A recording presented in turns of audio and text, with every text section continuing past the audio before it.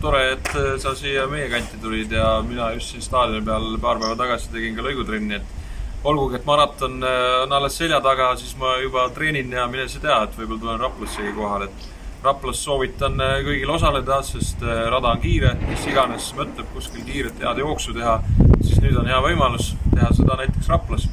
Just, tulge Raplasse, tehke oma isiklik rekord 10 kilomeetris, sest on tõesti kiire rada ja soetage selleks kõigepealt head tossud, sest meie mõlema hea koostööpartner Sportland ja Nike teeb kõigile Rapla jooksul osalejatele 50% soodustuse, see on väga hea kaup, saate endale tossud ja nagu teada, tossud on ju üks põhiline asi, millega kiiresti joosta, aga treenitus peab ka muidugi hea olema. Nii et tossude kohta ma oskan nii palju öelda, et siin on hulk inimesi, kes on mu käest küsinud, et miks need jalatsid peavad nii kallid olema.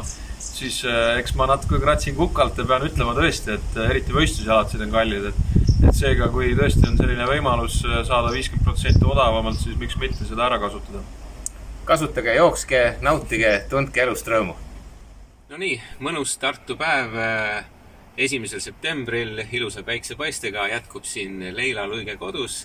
Käisime saunas just, saun kulub alati ära ja loomulikult enne sauna tuleb käia jooksmas. Täna me seda teha jõudnud, aga kindlasti järgmine kord teeme, kutsume teised õed Luiget ka. Sul on väike vigastus olnud ja hetkel väga palju jookse, aga meil juttu oli, et võib-olla õed Luiget tulevad siis Rapla Selveri suurjooksule ja teete siis Liliga 5 kilomeetrit, aga Liina läheb 10 kilomeetrit Eesti meistrivõistlustel jooksma. Jah, tulge kõik teiega Raplasse, et seal näeme ja räägime ja jookseme kõik koos.